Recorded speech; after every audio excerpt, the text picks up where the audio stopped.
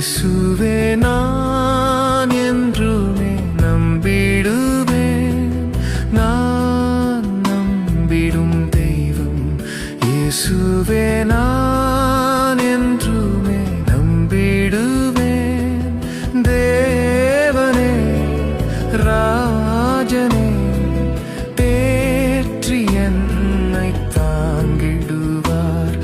என் இன்பத் துன்ப நேரம் நான் உம்மை சேருவேன்.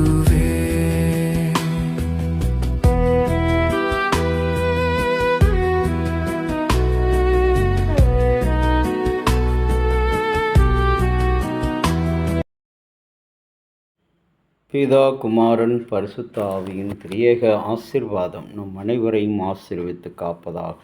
ஆமேன்.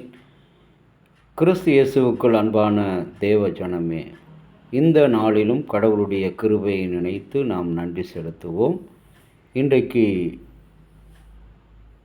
17ஆம் வசனம், நியாயாதிபதிகள் 2ஆம் அதிகாரம் 17வது வசனம், 16வது வசனம், 16, 17. அவர்கள் மிகவும் நெருக்கப்பட்டார்கள். கர்த்தர் நியாயாதிபதிகளை எழும்ப பண்ணி அவர்களை கொள்ளையிடுகிறவன் கைக்கு நீங்களாக்கி அவர்களை ரட்சித்தார். அன்பான இறை மக்களே, இஸ்ரவேல் மக்கள் இந்த வார்த்தையின்படி நீங்களாக்கி அவர்களை கொள்ளை கொண்டு போகிறவர்களுக்கு நீங்களாக்கி ரட்சித்தார். கர்த்தருடைய கை குறுகி போகவில்லை.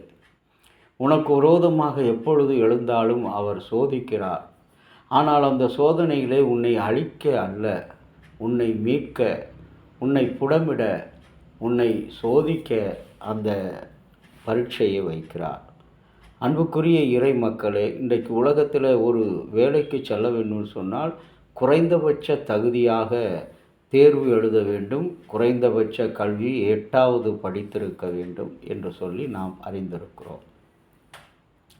ஆனால் இங்கே ஆண்டவருடைய கரம் அவர்கள் மீது, இஸ்ரவேல் மக்கள் மீது பெற்ற தாய் தன் பாலகனை மறப்பாளோ என்று சொன்ன அந்த வார்த்தையின்படி இஸ்ரவேல் மக்களை கொடூரருடைய கைக்கும் கொடுத்து அவர் நெருக்கப்பட்ட போது அவர்களை பார்த்து வேதனையோடு என்ன செய்கிறார்? நியாயாதிபதிகளை எழுப்புகிறார். எழுப்பி அங்கே அவர்களுக்கு செவி கொடுக்கட்டும் என்று சொல்லி அவர்களை என்ன செய்கிறார்?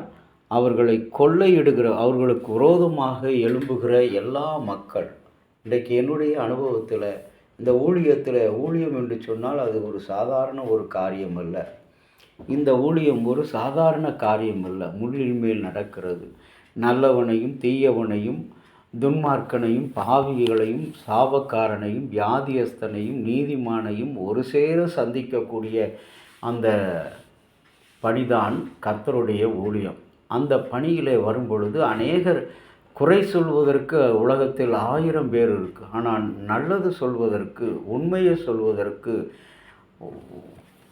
நன்மையை பேசுவதற்கு உலகத்தில் ஒருவர் கூட இல்லை. ஆனால் பொய்யை சொல்வதற்கு, குறை கூறுவதற்கு கூட்டமாக கூடி வருவார்கள். ஆனால் உண்மையை பேசுவதற்கு ஒரு ஜனம் கூட வராது. இன்றைக்கு உலகத்தில் நடிப்பவர்களுக்குத்தான் வாழ்க்கை. ஆனால் நல்லவனாக வாழ்கிறவர்களுக்கு வாழ்க்கை இல்லை. அவன் கஷ்டப்பட்டு கொண்டே தான் இருக்க முடியும். ஆனால் கர்த்தர் அவர்களை அப்படியே விட்டுவிட மாட்டார்.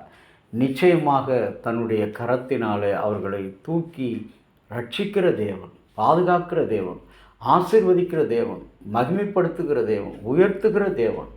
இன்றைக்கு இஸ்ரவேலின் கடவுள் அவர்கள் கொடூரருடைய கைக்கு, அவர்களை கொள்ளையடிக்கிற மக்களுடைய கைக்கு, அவர்களை நெருக்கினருடைய கைக்கு நீங்களாக்கி ரட்சிக்கும் தேவன்.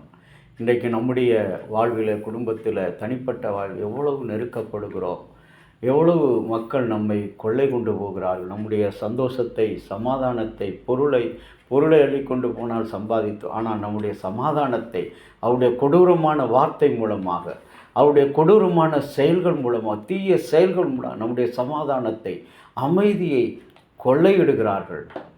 அவர்களுடைய கைக்கு தேவன் இந்த நாளில் நம் அனைவரையும் நீங்களாக்கி ரட்சிக்கிறவராக இருக்கிறார். கண்களை மூடி செபிக்கலாம்.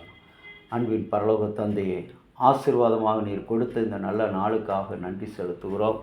கர்த்தாவே, தீயோருடைய கைக்கு எங்களை விலக்கி ரட்சிக்கிற தேவன், பொல்லாதவருடைய கைக்கு எங்களை நீங்களாக்கி ரட்சிக்கிற தேவன். ஆண்டவரே, எங்களுடைய சந்தோஷத்தை, சமாதானத்தை, மன அமைதியையும் கொள்ளையிட்டு போக அநேகர் கூட்டம் கூடி வந்தார்கள். ஆனால் நீரோ ஒருவராய் வந்து நான் உங்களை மீட்டு ரட்சிப்பேன் என்று இந்த நாளில் இஸ்ரவேல் மக்களைப் போல எங்களையும் இந்த காலை நேரத்தில் இந்த சிந்தனை வழியாக அழைத்திருக்கிறீர். எங்களுடைய திருச்சபைக்காக இன்றைக்கு திருச்சபையில் இருந்த ஆவிக்குரிய வரங்கள் எல்லாம் கொள்ளை போய்விட்டது. சமாதானம் கொள்ளை போய்விட்டது. ஆண்டவரே, ஏழை எளியவரை பராமரிக்கிற அந்த ஒழுங்கு, அந்த ஜீவியம் கொள்ளை போய்விட்டது. திருடர்களால் கொள்ளையடிக்கப்பட்டது. அநேக கணக்குகள் கொள்ளையடிக்கப்பட்டது. பணங்கள் கொள்ளையடிக்கப்பட்டது. எல்லாம் பறிபோனது. ஆனால் கர்த்தரோ திருச்சபையை விழுந்து விடாதபடி, சாய்ந்து விடாதபடி, அழிந்து விடாதபடி நீர் இன்றும் உங்களுடைய கரத்தினால் ரட்சித்து கொண்டிருக்கிறீர்.